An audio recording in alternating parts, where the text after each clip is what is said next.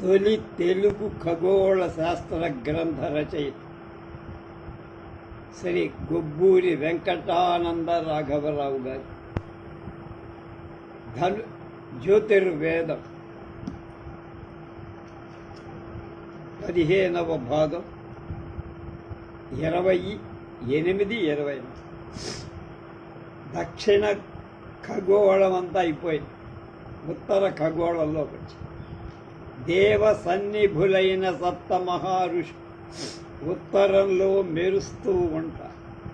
ధ్రువుడు మేధి స్తంభంలాగా, కదలకుండా ఉండే స్తంభంలాగా ఉత్తరంలో కదలక ఉన్నట్లుగా కనిపిస్తుంది. సృష్టికర్త బ్రహ్మదేవుడి భార్య సరస్వతి, ఆమె చేతి వీణ, వాళ్ళకి వాహనమైన హంస, ఇవన్నీ ఉత్తరాకాశంలో బ్రహ్మ పద్మాసనంలో ఉంటాడు. ఆ పద్మం ఎవడి నాభిలో ఉందో, ఎక్కడి నుంచి వస్తోందో ఆ పద్మనాభుడు విష్ణు భగవానుడు ఉత్తరం సధస్థం కుటుంబ పరివారంగా ఉత్తరంలో ఉన్నారు.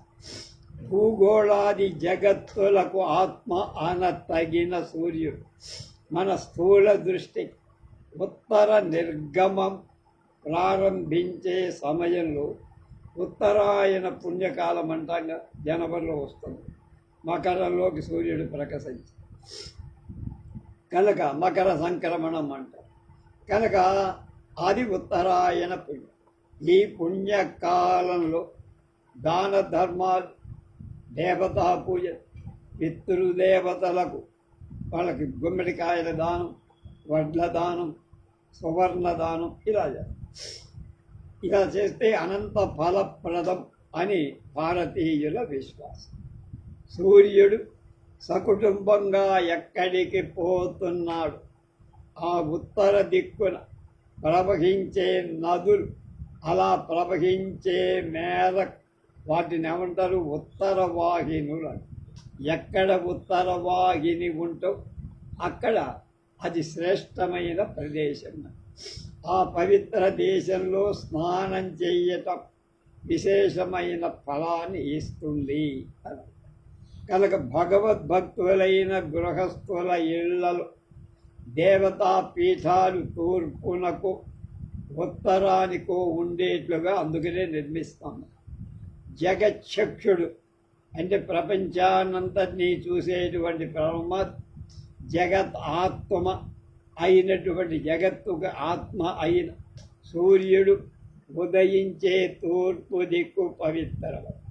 సూర్యుడు సకుటుంబంగా ఒక్క క్షణం ఆగకుండా భూమితో సహా తిరుగుతూనే ఉంటాడు. విడిపోతున్నాడు. ఎంత చెప్పాం? సెకండ్కి 12 మైళ్ళ వేగంతో పరిగెత్తాలి. ఎక్కడికి వెళ్ళాలి? విష్ణుపదం తేలాలి, అభిజిత్ నక్షత్రం చేరాలి. అది ఎన్ని వేల కోట్ల సంవత్సరాలు అవుతుంది. కనుక సూర్యుడు సకుటుంబంగా తరలిపోతున్న ఉత్తర దిక్కు తూర్పు కంటే పవిత్ర తరం, పుణ్యప్రదం అవటం చేత మన దేశంలో దైవభక్తి గల గృహస్థులు సంధ్యావందనం చేసేటప్పుడు తూర్పు దిక్కుకో ఉత్తరం దిక్కుకో కూర్చొని ఎదురుగా ముఖం అటు పెట్టి పూజలు, పునస్కారాలు, సంధ్యావందనాలు చేస్తారు. సాయంకాలం తూర్పు దిక్కుకు తిరిగి చేస్తారు. ఉత్తరానికి ఎదురుగా దక్షిణానికి గతంతో సంబంధం గతించిన వాళ్ళ దక్షిణ దిక్కుతో గతించిన వాళ్ళ దక్షిణ దిక్కు అంటే గడిచిపోయి, అందువల్ల గతించిన వాళ్ళు తండ్రులు, తాతలు ఎవరు చనిపోతే వీళ్ళంతా ఆ దిక్కుతో సంబంధం. ఉత్తర దిక్కంతా దేవతాత్మక, దక్షిణ దిక్కంతా గతించిన వాళ్ళ పితృదేవత. కనుక ప్రేతలోకం దక్షిణంలో ఉంది. ఆ లోకానికి అధిపతి యముడు. యమలోకం దక్షిణంలో ఉంది. శుభ శోభనాలకు దక్షిణం అప్రశస్తం. కనుక మంచి పనులు చేయటానికి దక్షిణాయన పుణ్యకాలం పనికి. గొడుగులు చేయాలన్నా, పెళ్ళిళ్ళు చేయాలన్నా, గృహ ప్రారంభం, గృహ ప్రవేశం, వీటన్నిటికీ ఉత్తరాయణ పుణ్యం కోసమే ఎదురు చూస్తాం. యజ్ఞయాగాలు బింటి రోద అంటే ఆకాశంలోట ఎప్పుడు ఒక రకమైన శబ్దం రోద చేస్తూ వినపడుతుంది. దాన్ని కాస్మిక్ హిస్ అన్నారు ఇంగ్లీష్ వాళ్ళు. బ్రహ్మదేవుడి 4 ముఖాలలో 4 వేదాలు ఉన్నాయని చెప్పుకుంటాంగా మనం. ఆ సమయంలో అనుసరించి కవితా ప్రాగల్భ్యం గల ఘనమైన భావనాశక్తి రహితమైన ఆంధ్ర కవితా పితామహుడు అలసాని పెద్దనామాచు తనకు ఆశ్రయమిచ్చి పోషిస్తుండగా కృష్ణదేవరాయల మంచి జరగాలి అభ్యుదయం కోరుతూ మను చరిత్ర ప్రారంభంలో ఈ క్రింది పద్యాన్ని రాశారు. 4 మోములను నిగమనాదములుపతిలను ప్రచండ వతూలగతించనింతు రోదతోడ గుహావళి నొప్పు మేరువుం బోలే పయోజ పీఠి మునిముఖ్యులు కొల్వ వాణి కూడి పేరోలగమున్న ధాత విభవోజ్వలు చేయుత కృష్ణరాయని అన్నారు. ప్రచండ వాతూల హతి చేత అంటే జనించేటువంటి రథతో గుహలు కల మేరు పర్వతంలాగా 4 ముఖాల నుండి వచ్చేటువంటి వేద ఘోష సంబంధమైన శంకార సహితుడై పద్మాసనంపై మునిముఖ్యులు సేవిస్తుండగా సరస్వతితో నిండు కొలువులో ఉన్న బ్రహ్మదేవుడు కృష్ణదేవరాయల వారి విభవతో కూడిన ఉజ్వల భవిష్యత్తును అందచేయాలి అని ఆశయం. ఇక్కడ మనకు కావాల్సింది ఇందులో రథ ముఖ్యం.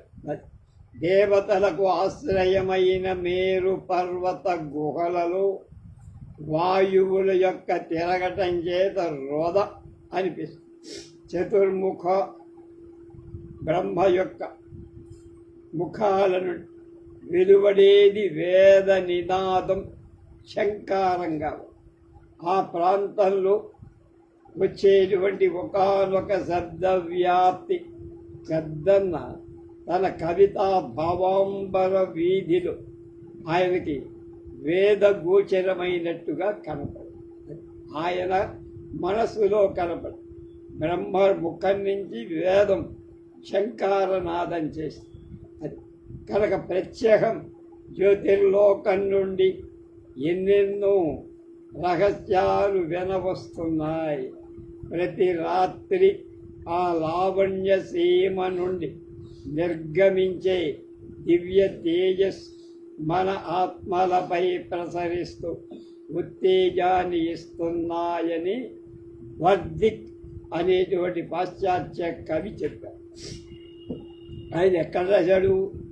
21/12/1941 తేదీన హిందూ వారపత్రికలో శ్రీ ఎంవి రామకృష్ణ గారు వ్రాసిన వ్యాసం ఈ విషయాన్ని చక్కగా వివరిస్తారు. కనుక దాన్ని ఇక్కడ నేను తెలుగులోకి మార్చి చెప్తున్నా. 1933లో డాక్టర్ కార్ల్ జాన్స్కీ అనే ఒక వింత ఝంకారావం వినపడి ఆ దొరగారు బెల్ టెలిఫోన్ పరిశోధకశాలలు యంత్రాలని చూసేటువంటి యంత్రజ్ఞుడు, మెకానిక్. ఆయన పనిచేస్తుంది శక్తివంతమైన రేడియో రిసీవింగ్ సెట్ దగ్గర. శబ్ద గ్రహణంలో అందు ప్రతిష్ఠింపబడిన యాంటెన్న, మిడతలు, రోసలు, ఫీలర్స్ సాధనాలు దీర్ఘాలై దూరశ్రవణాన్ని దూరంగా ఉన్న వాళ్ళకి వినపడటానికి చాలా అనుకూలించే ఈ పరికరంతో పనిచేస్తుంటే జాన్స్కీ విచిత్రమైన ఒక ఝంకారం వినపడింది. ఈ పంపించే శబ్దాలు కాదు, అనుకోకుండా ఒక జంక. ఈ రొద కాస్త సేపు వినపడి ఆగిపోయింది అనుకుంటున్నారా? లేదండి, అది నాన్ స్టాప్గా వినపడుతూనే మందంగా కాక ఆ శబ్దం యొక్క స్థాయి ఒక్కొక్కసారి పీక్కి వెళ్ళిపోతారు. యాంటెన్నా సాధనాలు అన్ని దిక్కులకు తిప్పి చూడగా ఒక దిక్కు నుండి శబ్దం చాలా ఉచ్చ స్థితిలో వినపడటం ప్రారంభం. ఆ దిక్కుల నుండే ఈ శబ్దం వస్తోంది అని అనుకున్నాడు. ప్రతిరోజు ఈ పరిశోధన సాగిస్తూనే ఉంది. ఉచ్చ స్థితిలో రొద వినబడేటువంటి దిశ ఎప్పటికప్పుడు మారుతోంది కానీ స్థిరంగా ఒక దిక్కు నుండి ఈ సవ్వడి శృతి గోచరం కాబట్టరు. పట్టు విదవకుండా సంవత్సరం ఇలా ప్రతిరోజు ఈ శబ్దగ్రాహితో పనిచేస్తూ రాగా మొదటి రోజు ఏ దిక్కు నుండి ఈ పెద్ద స్వరం శబ్దంగా వినపడిందో ఏడాది నాటికి ఆ దిక్కు నుండి మళ్ళా ఈ శబ్దం సరిగా వినపడింది. ఈ శబ్దానికి కారణం ఏమి? ఖగోళమేమో అని జాన్స్కీ మొదట అనుకున్నాడు, కానీ సూర్యోదయాదులతో ఈ శబ్దానికి సంబంధం లేదని కొద్ది కాలంలోనే అర్థం. మాసాలు ఋతువులు అనుసరించి ఈ రొద వినవచ్చే దిశ మారుస్తూ వచ్చారు. మొదటి రోజు రొద వినవచ్చిన దిశకు ఎదుటి దిశ నుండి 6 నెలల నాడు ఈ శబ్దం వినపడింది. కాబట్టి శబ్ద ఉత్పత్తికి కారకుడు సూర్యుడు కాడు అని అర్థం.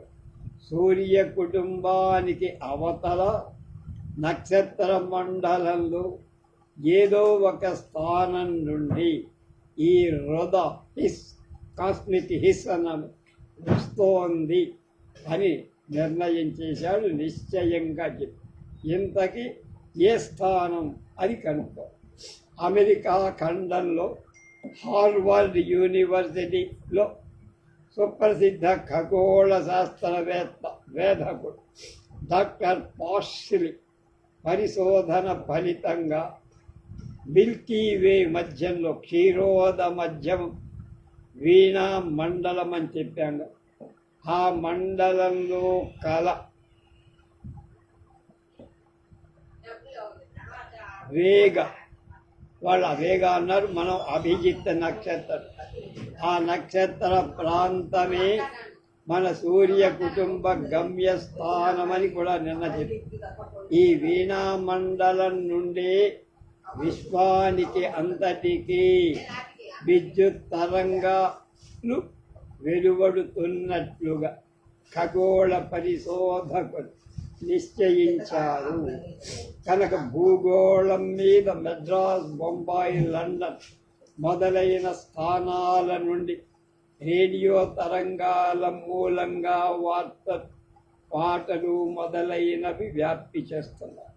ఇది భూగోళంలో ప్రతిష్ఠితాలైన శబ్ద వ్యాప్తి స్థానాల వృత్తాంతం.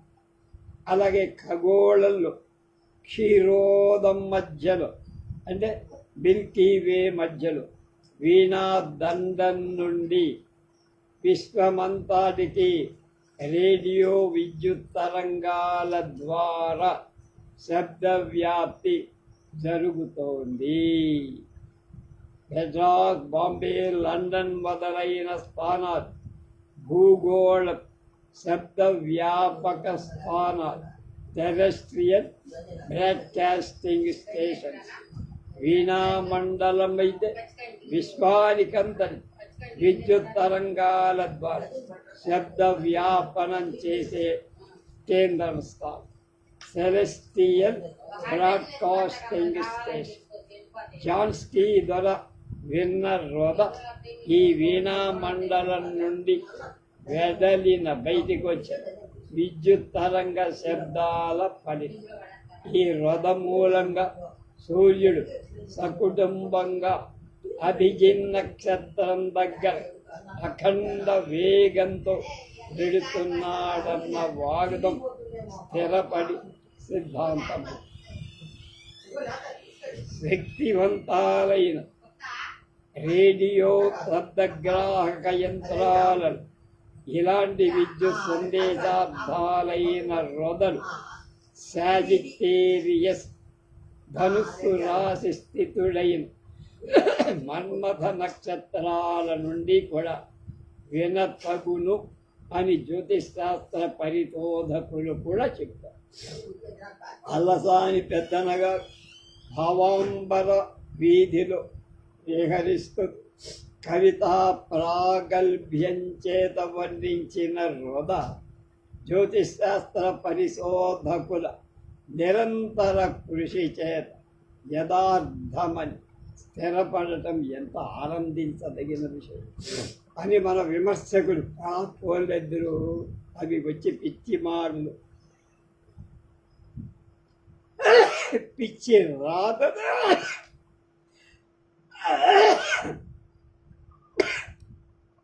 అని కొట్టిపారేయ ప్రాచీనుల భావ ఎన్ని శాస్త్ర సమ్మతాలే సిద్ధాంతాలు కాగలవు తెలుసుకోవటానికి పరిశోధన చేసి తెలుసుకొని విష్ణు వీణామండల ప్రాంత మనవాళ్ళు వాటినే పరమ పదాలు అని నిర్ణయించారు. భావి పరిశోధన మూలంగా ఇంకా స్పష్టం కాదు.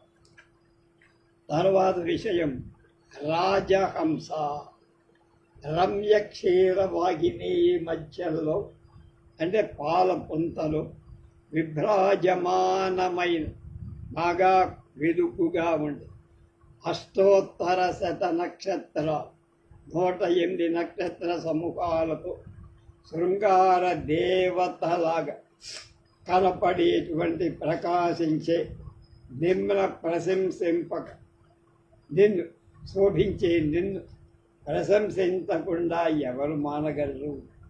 రజితమూర్తి రాజహంస విష్ణు పాదోద్భవి అయిన దివిజగంగ దిగువ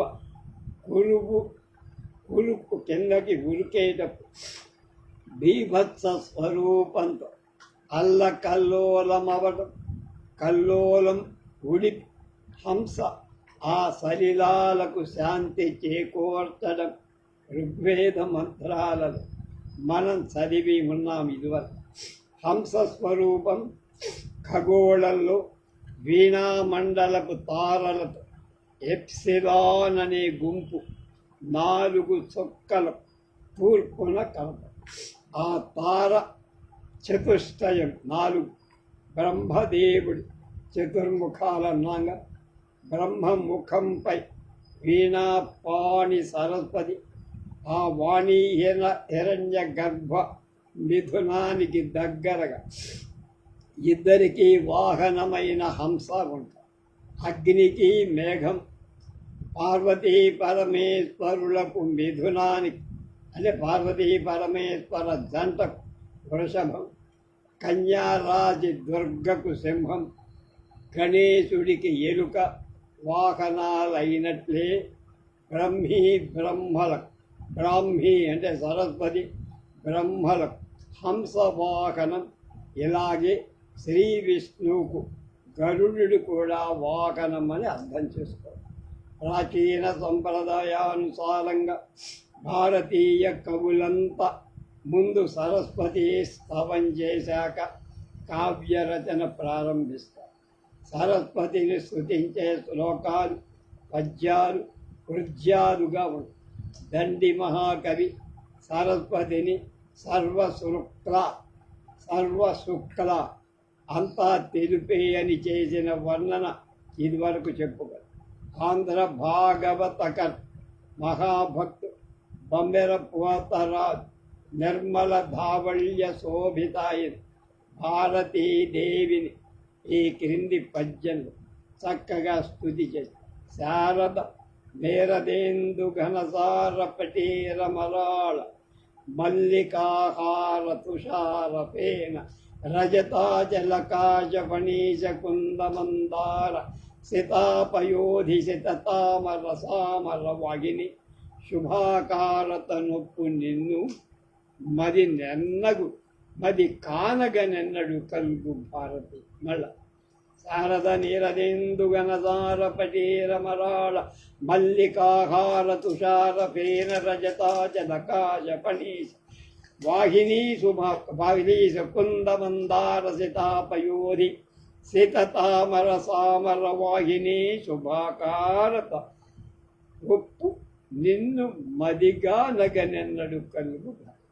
ఖగోళ భూగోళ అంతరిక్షాలలో నిర్మలమైన తెలుపు శోభితాలను ప్రశంసించబడిన ఈ క్రింది వస్తుజాలంతో భారతీదేవి శుభ్రమైన తెలుపుదనాన్ని ఉపమించి ఖగోళంలో పాలవెల్లి చంద్రుడు శుభ్ర జ్యోత్సనతో వెలుగుతారు.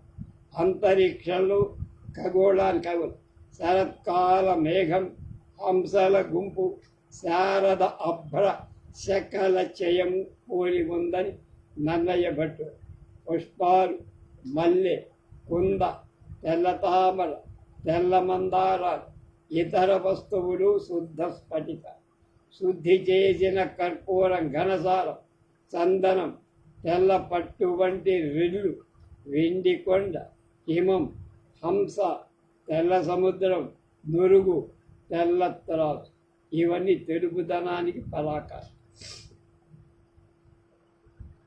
ఎందుకు ఇన్ని వస్తువులు ఒక చోట చెప్పి దాన్ని మనం జ్ఞాపకం చేసుకోవడం, వీటినన్నిటిని తలచుకొని వీణామండల ప్రాంతాన్ని బాగుగా చూస్తేనే ఆ మండలం యొక్క విశిష్టత మనకు గ్రహించటం కలిగి ఆనందం.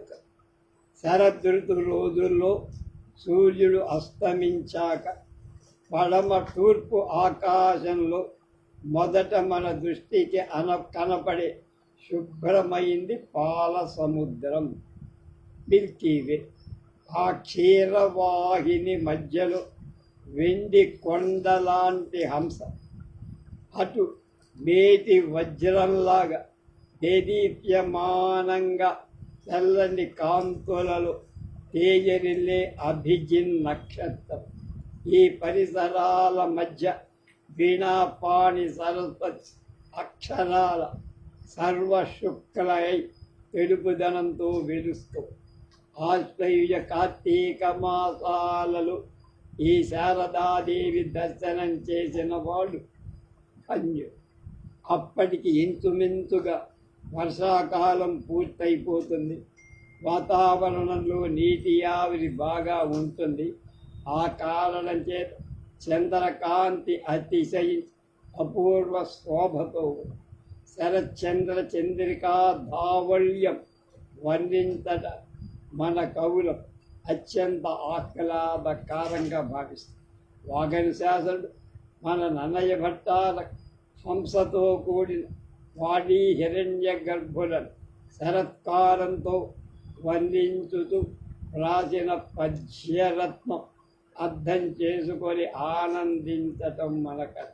ఇవి మేము ఎస్ఎల్సీలో చదువుకున్నాం.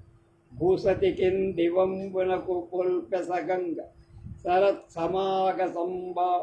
సమాగమంబు ఆ సకల ప్రమోదకరమై వెలసిల్లె మహర్షి మండలోపాసిత రాజహంసగతి భాతి ప్రసన్న సరస్వతీకము అభ్యాసన సదృశం బగుతు అభ్యజు యానముతో సమానం. అలా భూసతి కిందివం గునకు పుల్పస గంగధరత్తమాగ మంబా సకల ప్రమోదకరమై విలసిల్లి మహర్షి మండలోపాజిత రాజహంసగతి భాసి ప్రసన్న సరస్వతీక మభ్యాసన సదృశం భగతు అభ్యజుయానముతో సమానమై. మాకు వర్ష ఋతువు శరద్ ఋతువు అన్నాడు. అంటే వర్ష ఋతువు ఏంది ఎవరిది? నన్నయ్య గారి చివరి పద్యాలు. దాని తర్వాత మళ్ళీ దాని అరణ్య పర్వశేషాన్ని పూర్తి చేసిన వాడు ఎర్రనకల్. ఆయన శరదృతువుతో ప్రారంభం. ఆ శరదృతు వర్ణన రెండూ కలిపిన ఒక 20 పద్యాలు అవి చదివేమో.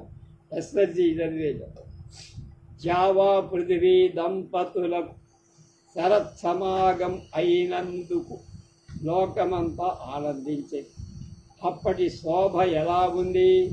మహర్షి మండలం అంటే నక్షత్ర మండలంలో ప్రసన్నురాలైన సరస్వతీదేవితో కూడి హంసను ఎక్కి వెళ్ళి బ్రహ్మదేవుడి శోభ పోలింది. ఇక్కడ జావా పృథివీ అనే దంపతులకు, బ్రహ్మ సరస్వతి దంపతులకు ఉపమానంగా చెప్పి, బ్రహ్మ తెల్లనివాడు, సరస్వతి కూడా సర్వశుక్ల, ఆమె తెలుపు. వాళ్ళ వాహన హంస కూడా తెలుపు. వాళ్ళ శోభ అతిశయిస్తారు. వాణి హిరణ్య గర్భ దంపతులకు, హిరణ్య గర్భుడు బ్రహ్మ. మరాళయానం శోభాకరమై అంటే హంస మీద కూర్చొని ప్రయాణం, అంతో శోభాకరమై జావా పృథివీ దంపతులు శరత్ ఆగమనం శోభాకరమై విలసిల్లుతోంది.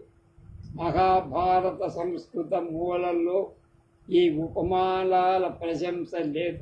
వ్యాసుడు దాని జోలికి వర్షాధికమై సరస్వతి నది 2 గట్లను ఒరుసుకొని పారుతోందని మాత్రమే చెప్పారు. ప్రతిభాశాలి జ్యోతిర్విద్యా విధులలో అగ్రగణ్యుడు అయిన నన్నయ్య భట్టారం శరత్కాలంలో భూగోళ విశేషాలు గమనించి ఈ పద్యరత్నాన్ని గురించి మనకు శాశ్వతంగా వంద్యుడయ్యాడంటే నమస్కరింప తగినవాడే. మహనీయ ప్రకృతి శోభా విరాజమానమై ఈ దృశ్యంలో ఈ క్రింది విశేషాలు గమనిద్దామంటున్నారు గొబ్బూరివారు. మన గుప్పూరి వెంకటానంద రాఘవరావు గారే నన్నయ్య భట్టారకుడని ఇంకొక పుస్తకం రాశారు. అందులో ఈ వర్ణనలన్నీ ఉన్నాయి. ఆ పుస్తకం ఇది అయిపోగానే దాన్ని కూడా మనం ప్రారంభించారు.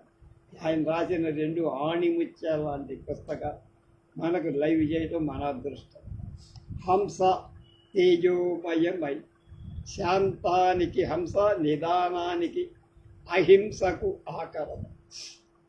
నీర క్షీర విభాగాలు యుక్తాయుక్త విచక్షణక పాలులోంచి నీళ్లను వేరు చేసేటువంటి శక్తి హంసకుందని మనకున్నాము. తర్వాత సరస్వతి భావ అంబర వీధి విస్తృత విహారి సంగీత సాహిత్యాద్ సకల విద్యా స్వరూపిణి సమస్త సత్కళలకు ఆమె ఆశ్రయం. బ్రహ్మ పద్మాసనుడు పద్మాసనం వేసుకొని జపం చేసుకోవడానికి కూర్చొని జగత్తులను నిర్మించే నేర్పని సృష్టికర్త. ఇలాంటి విశిష్ట వ్యక్తులు శక్తుల కల ఆ ముగ్గురి సమావేశం ఈ రంగంలో వ్యక్తం అవ్వడం గొప్ప విషయం. ఈ సందర్భంలో మనం ముఖ్యంగా తెలుసుకోవాల్సిన 2-3 విషయాలు సంగ్రహంగా చెబుతా వినమంటున్నా. గోథే గీతి అంటారు వాడు కొంతమంది. ఈయనెవరు? జర్మనీ దేశం గొప్ప కవి, ఆధ్యాత్మికవేత్త, తత్వవేత్త, విశ్లేషకుడు. శాకుంతలాని ఎవరిది? కాళిదాస్ చదివి ఎగిరి గంతేసి డ్యాన్స్ చేసిన వాడు. అదే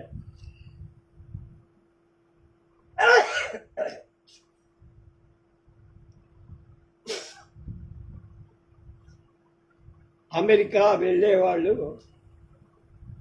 హైదరాబాద్ నుంచి జర్మనీ మీదుగా ఏ రాష్ట్రాలకు వెళ్ళాలో ఆ రాష్ట్రాలకు వెళ్ళి ఆ జర్మనీలో ఫ్రాంక్ఫర్ట్ అనేటువంటి ఒక విమానాశ్రయం ఎయిర్పోర్ట్. ఆ ఎయిర్పోర్ట్లో ఈ గోధే గారి బొమ్మ ఉంటుంది, విగ్రహం. ఎక్కడ ఉంటుంది? వైన్లు, షర్బత్తులు అన్నీ అమ్మేటువంటి మందు, మాంసం, మద్యం అన్నీ అమ్మే హోటల్లో ఆ బొమ్మ క్యాషియర్కి వెనకాల ఉంటుంది. చూసి నేను ఆనందించాను. నాకు అక్కడైనా చూసే కదా. ఆయన జర్మనీ దేశపు కవులలో రాజు. గోతే, GOETH. గొప్ప విమర్శకుడు, మహా విద్వాంసు. కాయపడి అని చెప్పింది. కాళిదాస శాకుంతల నాటకం చదివి సంతోషం పట్టలేక ఉబ్బి గంతులేసి నాట్యం చేసిన మహానుభావం. ఎక్కడ ఇండియా, ఎక్కడ జర్మనీ. అక్కడ ఆయన చదవటం పెట్టి ఎంత ఆనందం ఎందుకు పొందాడు? ఈ నాటకంలో భూమిని, పైన ఉండేటువంటి దేవభూమితో కలిపాడు కాళిదాసు అని ఆనందించాడు. జావా పృథివీ దాంపత్యాన్ని శకుంతల కథను ఉపయోగంగా, ఉదాహరణంగా ఉంది అన్నాడు. కొత్త సంవత్సర వసంత యవ్వన వికాసాలతో వార్ధక్య శరత్ఫలాలను చేర్చి తుష్టినిచ్చి పుష్టిని పెంచి ఆత్మను అత్యంతం అలరింపగల సమస్తాన్ని ఒక్క మాటలో చెప్పాడా? జావా పృథివీ దాంపత్యాన్ని ఒక పేరు పెట్టన, ఏం పెట్టాలి? శకుంతల. చెప్పాల్సిందంతా ఆ పవిత్ర నామంలో ఇమిడిపోయిందయ్యా, విడిగా నేను చెప్పాల్సిందేం లేదు అని ఉబ్బి తబ్బిబ్బయ్యాడు, ఆనందపడ్డాడు గోతే మహాకవి. శకుంతల గురించి ద్వైతి లేక గోతే విమర్శకుడు చెప్పిన దానికి ఇంకా వన్నె పెడుతూ రవీంద్రనాథ ఠాగూర్ ఇలా అన్నారు. శకుంతలలో వికాస విజృంభణాల వింత చరిత్రము. వికాసం, విజృంభం. పుష్పం ఎలా ఫలభరితం అవుతుందో, మట్టి ముద్ద భూమి ఎలా స్వర్గంగా పరిణమిస్తుందో, స్థూల ద్రవ్యం ఆధ్యాత్మిక శక్తులను పొంది దేవతా ప్రభావ సంపన్నం కలది అవుతుందో, ఆ క్రమమంతా శకుంతల చరిత్రలో కనపడుతుంది. సరిహద్దు నిర్ణయింపరాకుండా స్వతసిద్ధంగా భూమే స్వర్గ రూపాన్ని పొంది భౌమికం భౌతికమై సౌందర్యాన్ని ఉత్పత్తి పొంది స్వర్లోకానికి నిత్యమై నైతిక సౌందర్యంగా పరిణమించింది. అంటే ఎవల్యూట్ అయ్యింది. స్వేచ్ఛానుసారమైన నిర్బంధంలో అందు పొసగి ఇలా పూజింపబడే సౌందర్యంలో నిరుపమానమైన శృంగారము, మనోజ్ఞమైన బీడియం సిగ్గుంది, ప్రశంసాపూర్వకమైన సద్భావం ఉంది. ఈ సౌందర్యం విశ్వవ్యాప్తి కలదు. ఎన్నడు దాని వన్నే వాసి చెడత్, నిత్యం ఉత్తేజం కలిగి శాశ్వతంగా ఉంటుంది అని పరవశించి చెప్పాడు ఆయన కూడా టాగోర్. గరుడి ఆక్వీల బహు ప్రాచీన కాలం నుండి నక్షత్ర రూపం గల గరుడ పక్షిని చాలా దేశాల వాళ్ళు గమనించి గ్రంథస్థం చేసినట్టు రుజువులు. గ్రిమాల్డీ అనే దొర తయారు చేసిన ఖగోళ చిత్రాల పట్టికలు ఈ క్రింద వ్రాసిన ప్రకారం గరుత్మంతుడి యొక్క ప్రశంస ఉంది. ఒకటి, ఈజిప్టు దేశంలో 43వ సంఖ్యలో 16వ పేజీలో దేగముఖం కల ఒక మనుషుడు కనపడు. అలాగే 20వ పేజీలో ఈజిప్టు దేశంలో 92 అనే నంబర్కి ఇచ్చిన దాంట్లో పక్షి శిరస్సు కల మనిషి ఒకడు కనపడు. 27లో పేజీ పోనిషియా అనే దేశంలో 131గా నంబర్ రుజువు అది పెట్టబడిన చోట గరుడ పాదాలు కల మనుషులు కనబడు.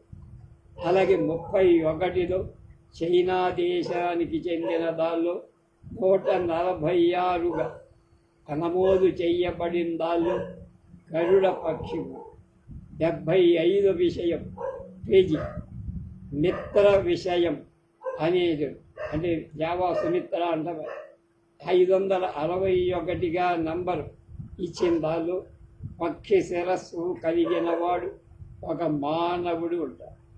81వ ఆయన రాసిన పుస్తకంలో 81వ అది కూడా ఇక్కడ మిత్రమే 636గా నమోదు చేశాడు.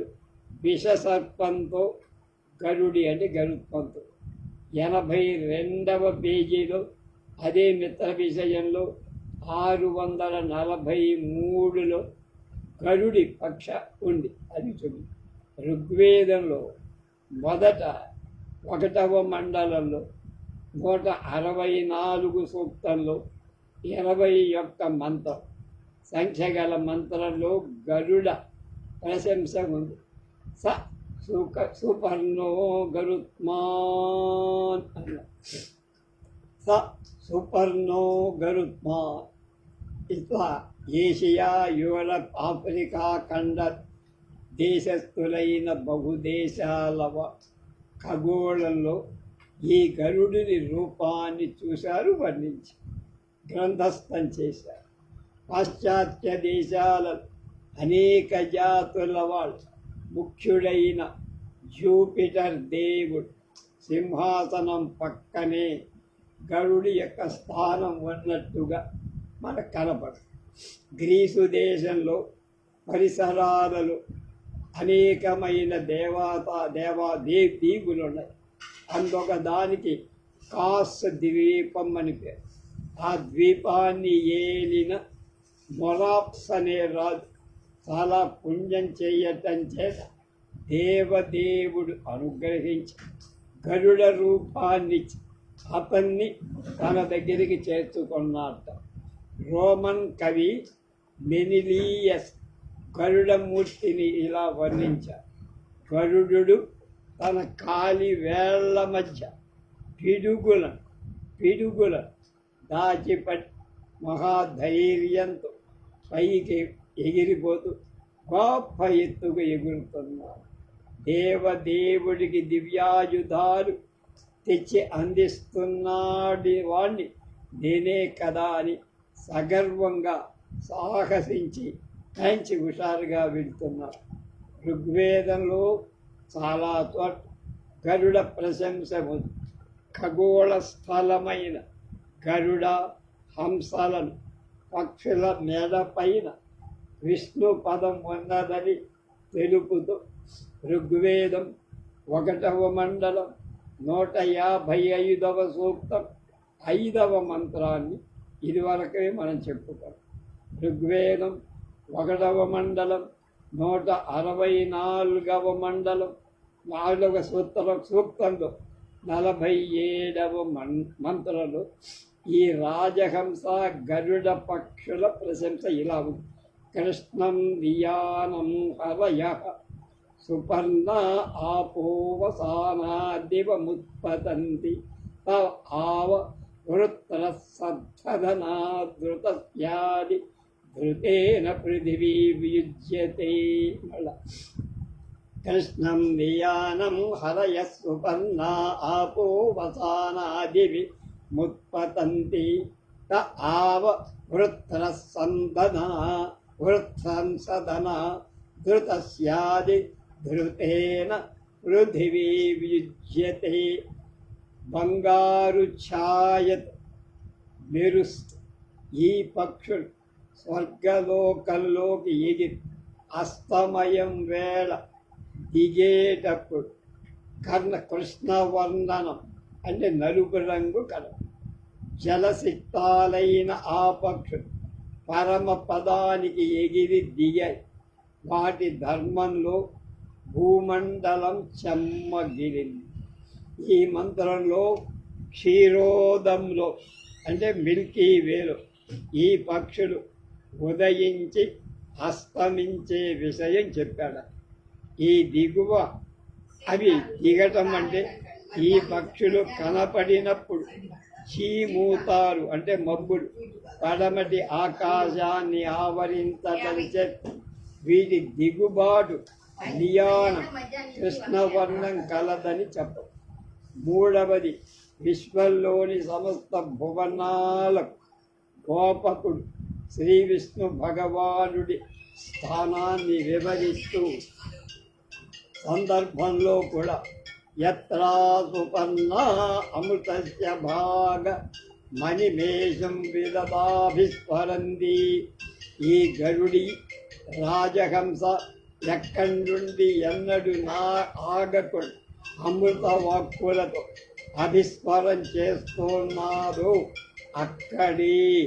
ఇనో విశ్వస్య భువనస్య గోపా, విశ్వాని సమస్తాని భువన రక్షకుడు అక్కడ ఉంటాడు. సుపర్ణుడు అంటే గరుత్పాడు. అలాగే మంచి రెక్కలు గల పక్షి సుపర్ణం అవుతాడు. మనవారు శ్రవణం అనే నక్షత్రాన్ని వేదంలో శ్రోణి అనే పేరు పెట్టి, శ్రోణి అనే నక్షత్రం విష్ణు దైవతం. శ్రోణి నక్షత్రం విష్ణు దేవత అని వేదం. అలాగే విష్ణు నక్షత్రం ఉదయమైన తరువాత ఆ దిగువ తూర్పు గరుడాత్మకమైన శ్రవణ నక్షత్రం ఉదయిస్తుంది కనుక ఉదయం వేళ విష్ణువు గరుడు వాహనంగా ఉంటాడని మనం అనుకో. అస్తమించేట విష్ణుదేవుడిపై గరుడు, ఆయన పైన ఈయన కింద కనుక అప్పుడు గరుడు విష్ణువుకి ధ్వజంగా ఉంటాడు. అందుకని ఆయన పైనకి డ్యాన్స్ చేస్తాడు. ఆయన గరుడ వాహనుడుగా ఉంటాడు. గరుడ ధ్వజ ఉదయించేటప్పుడు వాహనంగా గరుడు ఉంటాడు. అస్తమించేటప్పుడు ఆ గరుడే ఎలా పతాకం జెండాలాగా ఎవరికి విష్ణువు. కనుక ఆంధ్ర మహాభారతం 2వ పర్వంలో 103వ అశ్వాసంలో 104వ పద్యంలో నారాయణ గరుడ సంవాదంలో ఇలా ఉంది. 2లో 101లో ఆదిదేవుడైన శ్రీమన్నారాయణులకు నమస్కరించి గరుడుడిలా అమృతాసనంబు సేయకయున్ దేవ నాక జరామరత్వంబు అందుటయు అఖిల లోకంబుల కగ్గరనివై నీ అగ్రంబునందు నిన్నధిక భక్తి గురుతు ఉనికియు కోరితి కరుణతో దయసేయు ఉద్ధృత దైత్య భేది అనపుడు వానికి అభిమతంబుడు ప్రీతుడై ఇచ్చి హరి ఎత్తులై నాకు అనగా వాహనంబవై మహాధ్వజమవై ఉండు మనిన పక్షియు ప్రసాదమను మృక్తి పర. గరుడికి ఆశ్లేష ప్రతిస్పర్ధి. ఆశ్లేష నక్షత్రం గరుడికి ప్రస్పర్ధి. ఆశ్లేష అంటే పాపం. శ్రవణ నక్షత్రం ఉదయమైనప్పుడు ఆశ్లేష అస్తమిస్తుంది. ఆశ్లేష సర్పం దైవతం. భూగోళ ఖగోళాల గరుడ సర్పాలు ప్రతిస్పర్ధులవటం విధి. గరుడికి ఛందస్సుతో పాటు గాయత్రితో కూడా సంబంధం కనుక శ్రావణ పున్నమి నాడు నిన్నే యజ్ఞోపవీత ధారణ విధింపబడింది. ఇందుకే కనుక గరుడు సుపర్ణ సూక్తం ఉంటుంది మనం, అది చదువుతాం. కనుక యజ్ఞోపవీత ధారణకి శ్రావణ పౌర్ణమి చాలా ఇష్టం ఉంది. ఆ రోజే రాఖీ పండగ అంటారు. అది రేపు ధనిష్ట గోలోకం 6ంటికి ఉండే సంబంధం ఏమిటో తెలుసు.